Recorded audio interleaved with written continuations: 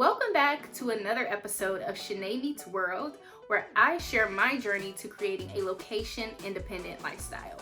I am excited for today's conversation because I am going to share how travel enables creativity. Stick around to the end of the video because I am going to share with you some prototypes from a creative project that I started while I was a Peace Corps volunteer in Morocco. If you love to travel and you want to stretch your creative abilities, here are 4 ways that you could do it. Now, let me be clear. Don't expect to get off of the plane and be smacked in the face with creativity, because it's not going to happen. According to Adam Galinsky, a professor at Columbia Business School, someone who lives abroad and doesn't engage with local culture will likely get less of a creative boost than someone who travels abroad and really engages in the local environment. In 2015, when I decided that I wanted to move outside of America, I was motivated by the idea of learning a new language, learning a new culture, and honestly, putting myself outside of my bubble. I wanted a new reality, a new perspective, a new way of being. I attribute this to my surge in creativity. The first way that you can tap into your creative abilities when traveling is to be open-minded. When you're open-minded, that means you're letting new things, new ideas into your space, into your bubble. And this has a way of rewiring your brain and making new connections. The next way to tap into your creativity is through immersion.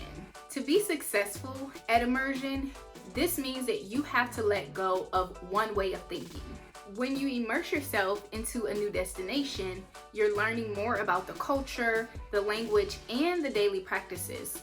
Full immersion is when you actually start to incorporate some of the things that you've observed in this new destination into your daily practices. One example would be language. You don't have to be advanced in your language abilities in these destinations that you're traveling to. You can start with just the basic greetings. When I first moved to Morocco and I was learning Darija, I would always carry around my note cards with me. I continued to carry this around until I actually became more comfortable with speaking the local language.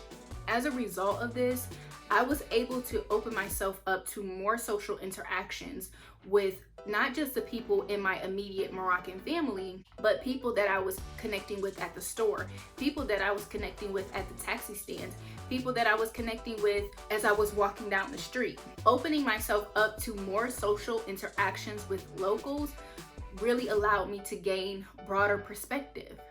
The next way to tap into your creativity through travel is to experience a destination through your senses, starting with taste. You can immerse yourself into the taste of a new destination by participating in a cooking class, for example. And cooking classes are one of the best ways to experience what spices and what techniques different cultures in different countries and locations use to create their food. Another sense is sight. And what I would recommend is taking a guided tour with a tour guide and learning more about the history of the architecture and how the elements of design all play into tradition, culture, and history of the destination. Smell is something that we don't think about often when we think about places that we travel, but this is heavily identified when you think about landscape and environment of a destination. Imagine when you're in a desert, it smells totally different, more dry air than when you're by the ocean. By the ocean, it smells moist, right? And the same goes for when you're in a city versus when you're in the mountains. The landscape and environment is going to cause the aroma of the destination to really stand out. Sound. One of the things that always occurred in Morocco was the call to prayer. It happened 5 times a day, and when I was living in Wellness as a Peace Corps volunteer, I actually lived right next to the mosque. So when the call to prayer went off, it was as if it was coming from my apartment. That's how close I was to the call of prayer. Another thing that I remember about my experience in Morocco is car horns. As soon as the light turns green, that horn is going because the taxi driver is telling the person ahead of them it's time to go. Other sounds are chatter from conversations in the distance, as well as music. We have so much access to technology nowadays, so you can even look up different movies and music from the destination that you're planning to visit, just to give you an idea of how they experience entertainment. Touch is also very key, and I'm someone who's tactile, so I like to touch things even when I'm not supposed to. The next sense is sensation, and this encompasses all of your senses. You should really be paying attention to how your body is reacting to these experiences. The fourth way to tap into creative abilities through travel is to get out of the box. Here's how your thoughts put you into the box. Your thoughts put you into a box when you generalize people about their traditions and cultures. If you want to think outside of the box, then you have to treat yourself and others as individuals.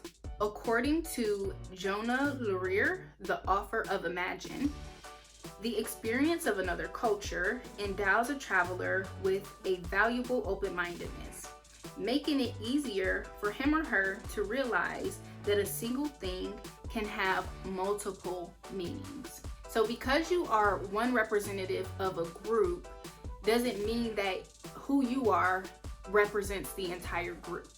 Who you are is an individual with multiple facets. So remember that when you are interacting with other people, and that's going to give you the ability to have the out-of-the-box thinking.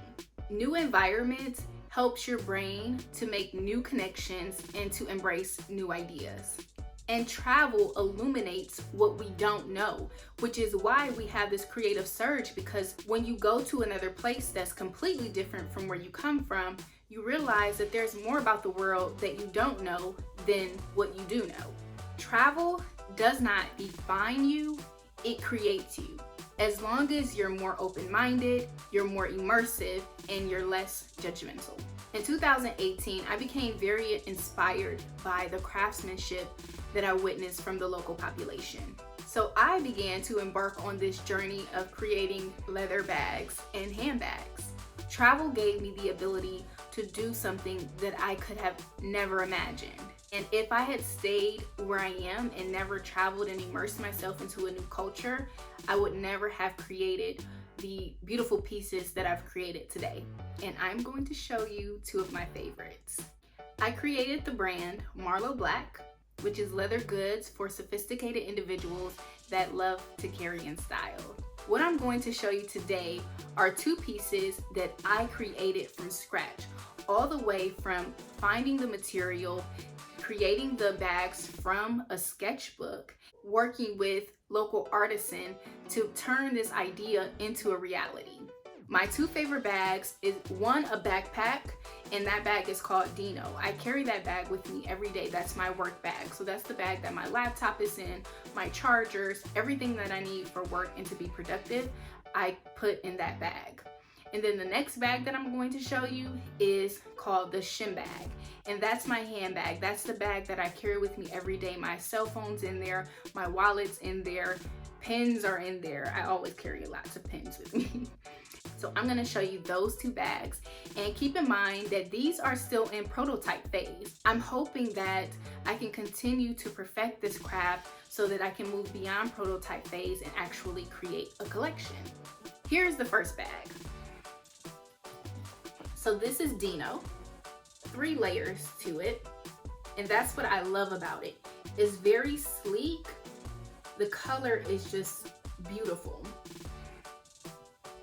I sourced the leather for this bag in one of the markets in Morocco. You'll notice that there's a strap that comes across it, and this is for security because, of course, when you travel and when you're commuting in general, security is very important.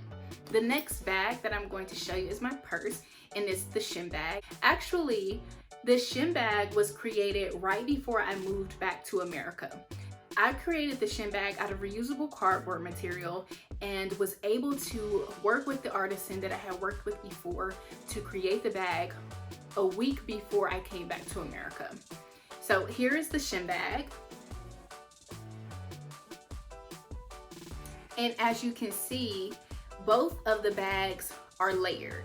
If you look from the side, you'll notice that the shin bag is simply just the two first pieces of Dino. And so many people compliment me on this bag as well as Dino. And so these two are my absolute favorite bags that I've created thus far. And as I mentioned, I have more bags. I don't have them with me, so I can't show them to you, but I'm really looking forward to continuing this journey and creating a collection. What's your reaction to the two prototypes that I showed you? And which one do you like? Do you like the shin bag? Do you like the Dino bag? Or do you like both? Also, do you agree that travel enables creativity? Until next time, bye.